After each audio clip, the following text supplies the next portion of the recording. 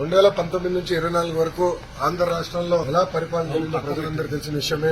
ఆనాడు ప్రతిపక్ష నేత కానివ్వండి, ప్రజాప్రతినిధులు కానివ్వండి, ఇతర పార్టీ నాయకులు మేమందరం కూడా ప్రజల తరఫున ప్రజల సమస్యలపైన పోరాడాలని వెళ్ళినప్పుడు అడుగడుగునా మమ్మల్ని ఇబ్బంది పెడతాం జరిగింది. మమ్మల్ని రానిలేదు. ఏకంగా ప్రతిపక్ష నేతని ఇంటి నుంచి బయటికి రానికుండా గేటు కూడా ఆనాడు తాడి కట్టేస్తాం జరిగింది. మేము ప్రెస్ మీట్ లో గత ప్రభుత్వాన్ని నిలదీస్తే కావాలని మా పైన కేసులు పెడతాం కానివ్వండి, ఏకంగా మా పార్టీ ఆఫీస్ పైన దేవాలయంగా భావించే తెలుగుదేశం పార్టీ కేంద్ర కార్యాలయం పైన దాడి చేశారు, గన్నవరం పార్టీ ఆఫీస్ పైన దాడి చేశారు. ఇట్లా ప్రతిరోజు ఒకరిని జైలుకి తీసుకెళ్తాం, మా పైన దాడులు చేస్తాం. అదే జరిగింది. నేను ఆనాడు ప్రజలందరూ చెప్పాను. దాదాపు 90 బహిరంగ సభల్లో, యువగలం బహిరంగ సభల్లో ప్రజల ముందల ఎర్రబుక్ చూపించి ఏ అధికారులు వైకాపా నాయకులైతే చట్టాన్ని ఉల్లంఘించి ప్రజల్ని, తెలుగుదేశం పార్టీ కార్యకర్తలు ఇబ్బంది పెట్టారో న్యాయపరంగా వాళ్ళపైన చర్యలు తీసుకుంటా వాళ్ళని వదిలిపెట్టనని ఆనాడు హామీ ఇస్తాం జరిగింది. మొన్న కావాలని ఒక దళితుడిని కిడ్నాప్ చేసి కేసు విత్డ్రా చేయించారు ఇక్కడున్న మాజీ శాసనసభ్యుడు. ఆ కిడ్నాప్ కేసే ఈ రోజు, ఆ కిడ్నాప్ వల్లనే ఈ రోజు ఆయన జైలుకి వెళ్లే పరిస్థితి. అన్ని వాస్తవాలు బయటకు వస్తాయి. నాకు దాంట్లో ఎలాంటి సందేహం లేదు. న్యాయబద్దంగా అన్ని చర్యలు మేము తీసుకుంటాం. చంద్రబాబు నాయుడు గారికి, లోకేష్ కు, వీరిద్దరికీ కూడా మనశ్శాంతి కరువు అయిపోయింది. వంశీని అరెస్ట్ చేయలేకపోతా ఉన్నాము అనే దుర్బుద్ధి వీళ్లలో ఎక్కువ కావడం మొదలుపెట్టింది. వీళ్ళంతా కలిసి పోలీసులతో మళ్లీ కుట్రబన్నారు. కుట్రబన్ని వీళ్ళు మరుసటి రోజు అంటే ఫిబ్రవరి 11వ తారీఖున వీళ్ళు విజయవాడ పటమట పోలీస్ స్టేషన్ లో సత్యవర్ధన్ మీద వీళ్ళు ఒక ఎఫ్ఐఆర్ రిజిస్టర్ చేశారు. ఫిబ్రవరి 11వ తారీఖున సత్యవర్ధన్, వంశీ ఇద్దరి మీద వీళ్ళు ఎఫ్ఐఆర్ రిజిస్టర్ చేశారు. కోర్టును తప్పుదోవ పట్టించారు అని వంశీని, సత్యవర్ధన్ మీద వీళ్ళు తప్పుడు కేసు వీళ్ళు బనాయించారు. కోర్టును తప్పుదోవ పట్టించారు, తప్పుడు సాక్ష్యం తానిచ్చాడు అని చెప్పి వీళ్ళు ఎఫ్ఐఆర్ రిజిస్టర్ చేసి ఆ ఎఫ్ఐఆర్ రిజిస్టర్ చేసిన కాపీని తీసుకొని పోయి సత్యవర్ధన్ అమ్మను, సత్యవర్ధన్ నాన్నను, సత్యవర్ధన్ అన్నను అందరినీ కూడా బెదిరించి ఫిబ్రవరి 12వ తారీఖున సత్యవర్ధన్ అన్న దగ్గర నుంచి ఒక తప్పుడు కేసు వాళ్ళ అన్నతో పెట్టించారు. ఏమని పెట్టించారు? ఈ వ్యక్తి సత్యవర్ధన్ అనే వ్యక్తిని కిడ్నాప్ చేసుకొని పోయారట.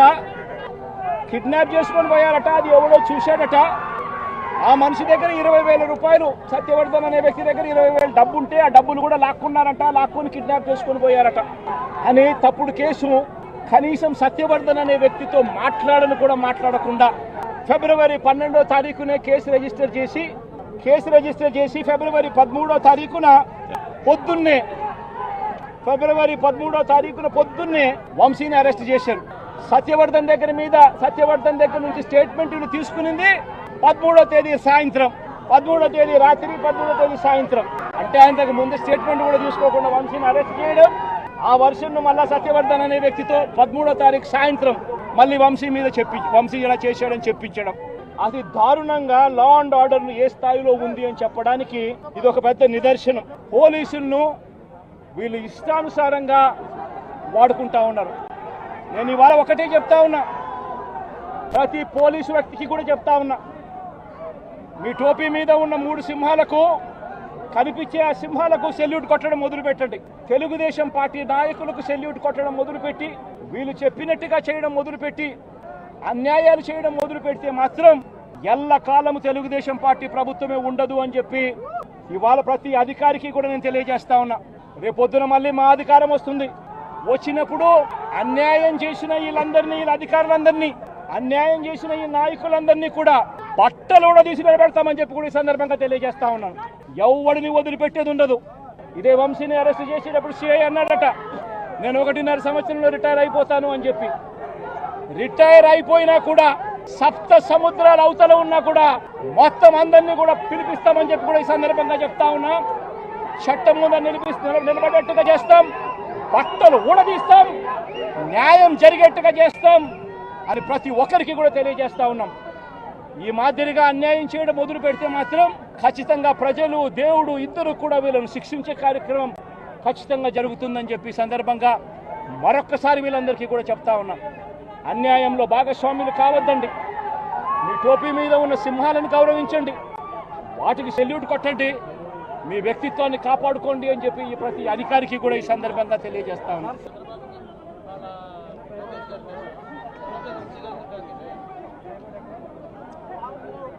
వంశీని ఎందుకు టార్గెట్ చేస్తా ఉన్నారు అనేది చంద్రబాబు నాయుడు గారికి వంశీని చూస్తే తన సామాజిక వర్గం నుంచి ఒక వ్యక్తి ఎదుగుతున్నాడు, చంద్రబాబు నాయుడు గారి కన్నా గ్లామరస్ గా ఉన్నాడు, లోకేష్ గారి కన్నా గ్లామరస్ గా ఉన్నాడు, ఒక మనిషి ఎదుగుతున్నాడు అని అంటే తట్టుకోలేడు తన సామాజిక వర్గంలోనే.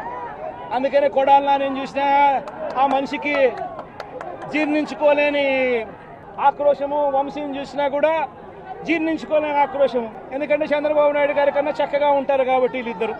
అవినాష్ కూడా పాపం ఎప్పుడో ఒకసారి టార్గెట్ అవుతాడు, ఎందుకంటే లోకేష్ కన్నా చక్కగా ఉన్నాడు కాబట్టి. ఇది చంద్రబాబు నాయుడు గారి మనస్తత్వం. ఆయన కొడుకు ఆ సామాజిక వర్గంలో వాళ్ళు మాత్రమే లీడర్లు.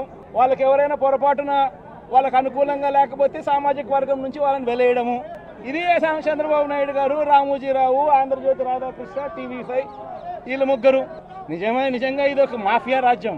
చంద్రబాబు నాయుడు అనే వ్యక్తిని ముఖ్యమంత్రిగా చేయడం కోసం, చంద్రబాబు నాయుడు అనే వ్యక్తికి ఓట్లు వేయించడం కోసం ఒక మాఫియా సామ్రాజ్యం వీళ్ళంతా.